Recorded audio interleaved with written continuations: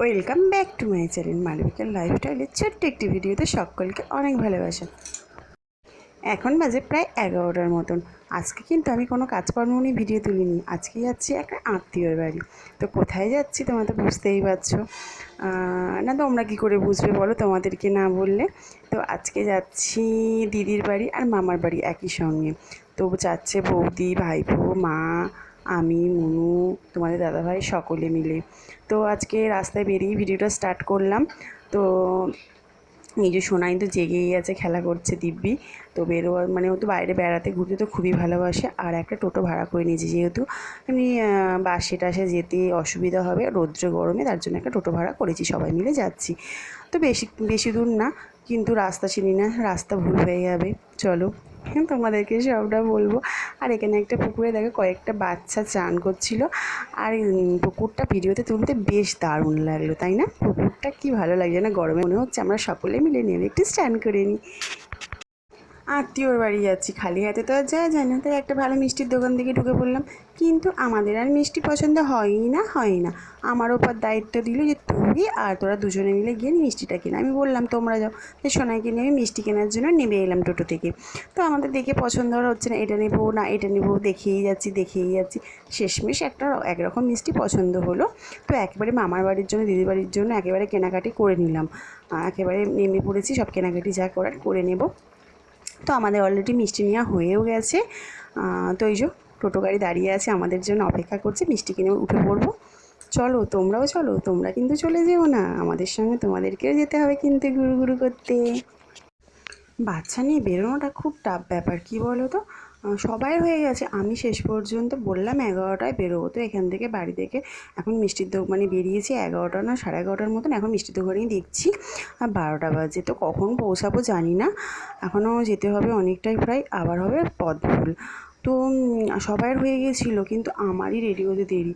কিন্তু কথা বলতে বলতে পৌঁছে গেছি, কারণ সব রাস্তা ভিডিওটা করলে তো তোমাদের কাছে ভিডিওটা বড় হয়ে যাবে, তাই না? তো রাস্তা ভুল করে ফেলেছিলাম, আবার ফোন টোন করে আবার ঘুরে গিয়েছি, মানে এইভাবে করতে করতে আমাদের পৌঁছাতে অনেকটা দেরি হয়ে গেছে। তো এই সোনায় যেহেতু খিদে পেয়ে গেছে, কারণ হচ্ছে সকালে খাওয়া হয়নি, তার জন্য আমি খাবার করেই নিয়ে গেছিলাম সোনাইয়ের জন্য খিচুড়ি। আমি গিয়ে তাই সময় নষ্ট না করে আমি আমার কাজে বসে গেছি সোনাইকে খাওয়ানোর জন্য। আর এদিকে মাসি, আমার বড় মাসির মেয়ের বাড়ি গিয়েছিলাম, ছোটো মেয়ের বাড়ি। তো এটা বড় মেয়ে, বড় মাসি সবাই এসেছে। তো মাসির নাতনি সবাই মিলে এসেছে, কারণ হচ্ছে সময় সুযোগ হয়েছে সবার সঙ্গে দেখা হওয়ার জন্য। তো এমনিতে তো কারোর বাড়ি সহজে কেউ কারোর বাড়ি যাওয়া হয় না, সময় হয়ে ওঠে না, দেখা সাক্ষাৎও হয় না। কিন্তু মাঝে মাঝে এরকম যদি আমরা বেরিয়ে পড়তে পারি সময় সুযোগ করে, হ্যাঁ, তো সবার সঙ্গে দেখা হবে। কিন্তু যদি না ভাবি তুই থাক বাড়িতে যাব, গরমে আর যাব না, এরম ভাবলে কিন্তু দেখাই হতো না। তাই আমি ছোটো মেয়ে নিয়েও আমি বেরোলাম, কারণ সময় সুযোগ হয় না। ভাবলাম এসেছি যেহেতু অনেকদিন আছি, সময় সুযোগ হয়েছে, তার জন্য বেরিয়ে পড়েছি। আর এদিকে দেখো কথা বলতে বলতে দুপুর হয়ে গেছে, দুপুরের খাওয়া দাওয়া অলরেডি হয়ে গেছে। কারণ আমরা বেলায় এসেছিলাম, বলে দিয়েছিলাম জলখাবার খাবো না, তাই মিষ্টি জল খেয়েছিলাম, জলখাবার আর খাইনি। আর এদিকে দিদি, মাসি অনেক কিছু রান্না করেছে। এদিকে কথা বলতে বলতে জামাইবাবু এসে গেছে, দুপুরে খাওয়া দাওয়া ওদের কমপ্লিট হয়ে গেছে। ওদের খাওয়া দাওয়া কমপ্লিট করার পর আমরাও বসে পড়েছি। তো এদিকে অনেক কিছু দিদি রান্না করেছিল। আর সোনাইকে ওদিকে খাইয়ে দাইয়ে দিয়ে একটু ঘুম পাড়িয়ে দিয়েছি, তারপর ঘুম পাড়িয়ে দিয়ে খেতে বসেছি। তো মুনুকে বললাম তোর যেহেতু খাওয়া গেছে একটু ভিডিও করে দে। আর দিদিকে রান্না করেছিল পুঁই শাকের তরকারি, ডাল, পটল ভাজা, বেগুন ভাজা, আলু ভাজা, হচ্ছে মাংস, মাছ, চাটনি, পাঁপড়, অনেক কিছুই রান্না করেছি। তাই বলছিলাম তুমি কি রাত্রিবেলা থেকে রান্না করেছো নাকি একা হাতে সব কিছু? তো অনেক কিছু রান্না করেছি, আমরা সবাই মিলে হাসতে হাসতে গল্প করতে করতে দুপুরের খাওয়া দাওয়াটা কমপ্লিট করে নিলাম। তো মামার বাড়ি যাব, হ্যাঁ দুপুরের পরে মামার বাড়ি যাব। মামার বাড়িতে দুপুরের খাওয়া দাওয়াটা তো এক জায়গাতেই মানে সারতে হবে। তো অনেকগুলোই কুটুম বাড়ি এখানে আছে, মানে আমার ননদের বাড়িও আছে, কিন্তু ননদের সঙ্গে কিছুদিন আগেই দেখা হয়েছে, তার জন্য ননদের বাড়ি আর যাওয়া হবে না। তো এখান থেকেই দেখো এসছি, তো দুপুর হয়ে গেছে, তো দুপুরে খাওয়া দাওয়া কমপ্লিট করে আবার মামার বাড়িতে যাব। তো সোনাইকে নিয়ে তো গরমে তো সোনাই থাকতেই চাইছে না, কী বলবো। আর এই যে দেখো কী সুন্দর, এটা কী বলো তো, প্লাস্টিকের না সত্যি বলো তো, বলতে পারবে তোমরা? না না সত্যি সত্যি প্লাস্টিকের না, কিন্তু আমার ঘরেতে এরকমই আঙুর কেনা আছে, পুরো প্লাস্টিকের সেম জিনিস। আমি তো ভাবলাম সেই প্লাস্টিকের নাকি, ঝুলিয়েছি নাকি।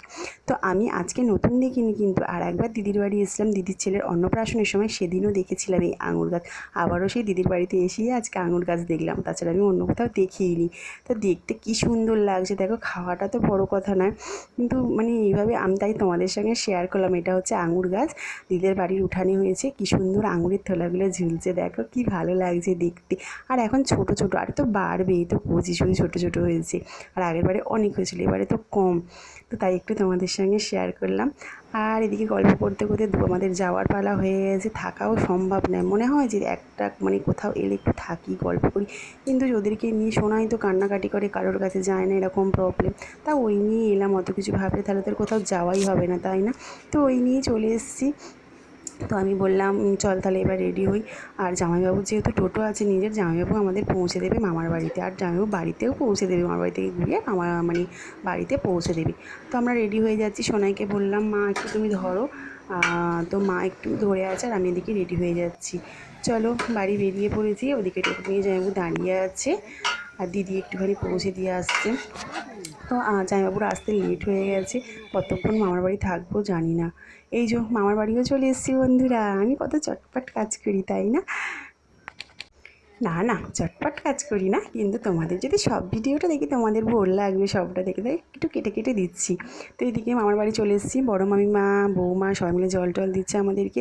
আর প্রবলেম একটা কি হয়ে গেল বলো তো, জামাইবাবুর যেহেতু অন্য জায়গায় ভাড়া ছিল, আসতে লেট হয়ে গেছে, বেশিক্ষণ আর বসতে পারছে না, কারণ আর একটা যেখানে ভাড়া আছে আমাদের বাড়ির কাছেই, জঙ্গলপাড়ায়, তো সেই ভাড়া যেহেতু আনতে যাবে সেই সময় আমরাও চলে যাবো, আলাদা করে তো আর হবে না। তার জন্য বেশিক্ষণ বসতেই পারলাম না, এসে তাড়াতাড়ি করে মানে বেরিয়ে পড়তে হলো। তার জন্য খারাপও লাগছে, দাদুর মানে মনটা খারাপ, দাদু খালি বলছে থাক থাক চলে আসছে বেরিয়ে, মানে বয়স্ক মানুষ তো, আমার তোদের সঙ্গে তো গল্পই হলো না, এরকম বলছে আর কি। তো কী করবো বলো, এরকমের জন্য বেরিয়ে পড়তে হলো। মানে মামার বাড়ি গেছি এতদিন পরে, মানে একটুখানি না বসতে পারলাম, 10 থেকে 15 মিনিট মানে বসেছি। তো তারপরেই বেরিয়ে পড়ল, ধরফর করছে, মানে এখন ওখান থেকে ফোন আসছে না জামাইবাবুর যেতে এসো এসো, অন্য লোক, তার জন্য আর কি তাড়া করতে হচ্ছে, না এমনি সময় হলে জামাইবাবু তো সেটা করতো না, তাই না? কিন্তু এই জন্য দাদু মাকে বললাম তুমি বসো দাদুর পাশে, তোমার সঙ্গে একটু ভিডিও করি দাদুকে। আর বয়স্ক মানুষ হয়েছিল না, তার জন্য একটু গেঞ্জি পরিয়ে ভিডিওটা করলাম। তো বয়স্ক মানুষ মানে ভাবছে যে দাদু কেউ তো আসে না, তোরা বস চলে যাবি এক্ষুনি, এরকম আর কি, মনটা খারাপ, কাঁদছে। আমরা বললাম না আমরা আবার আসবো, কী করবো বলো, করার কিছু নেই। আমারও খারাপ লাগছে, অনেক দিন পরে এসেছি, এভাবে চলে যাওয়া খুবই খারাপ লাগছে। ওদিকে মামা আমাদের জন্য সিঙ্গারা টিঙ্গারা আনতে গেছে, মামিমা বলছে আসছে, তোদের দেখা করবি না চলে যাবে। আর এদিকে জামাইবাবু বলছে তাড়াতাড়ি এসে, টোটোতে ওরা ফোন করছে তাড়াতাড়ি এসে, এরকম বলছে। কী করবো খুঁজেই পাচ্ছি না, মানে কারোরই কিছু করার নেই। এদিকে মামিমা সোনাইকে নিয়ে একটু ধরে আছে, তো কাঁদছে, তাও সোনাই থাকতে চায় না, আর আমাদেরকে বলছে দাঁড়া দাঁড়া এরকম বলছে।